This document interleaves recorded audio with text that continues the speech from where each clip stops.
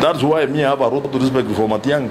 That Matiang cannot pick a mic and start insulting the president. He can't, because maybe I can say, I don't know whether to say that he is civilized or he has good manners or anajua nini anafanya.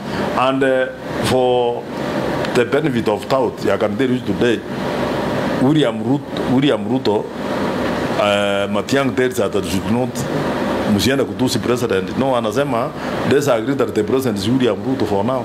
So don't abuse him. Don't bring issues. You can even see in Kisii where people are now wameanza tabia ile sijui wametoa wapi.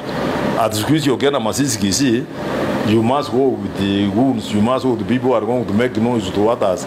Watu wanataka kupigana. You could see a member of parliament taking a mic from another colleague, another member of parliament who is speaking his views. That shows how low people have wanted to elected leaders. You know, I think when you are newly elected, you can be excited and thinking that because you are a member of parliament, you know everything. That's not the case. If I look at what's happening in Kisii now and Nyamira, is that the members of parliament who are elected from there, they think that they know everything. That because you are elected, I'm elected from Nakuru Town West, that I don't listen to anybody. And I was telling people, you can be elected by mistake. Get elected, ndio waanze kuambia watu maneno. Ile ndio na huku Kisii, mahali kwa mheshimiwa Ngwae, where a member of parliament is taking a mic from another colleague. That is what we call primitivity of the worst order. Why you listen? That is primitive way of behaving. You know, even today I go to a function, somebody has to accuse me.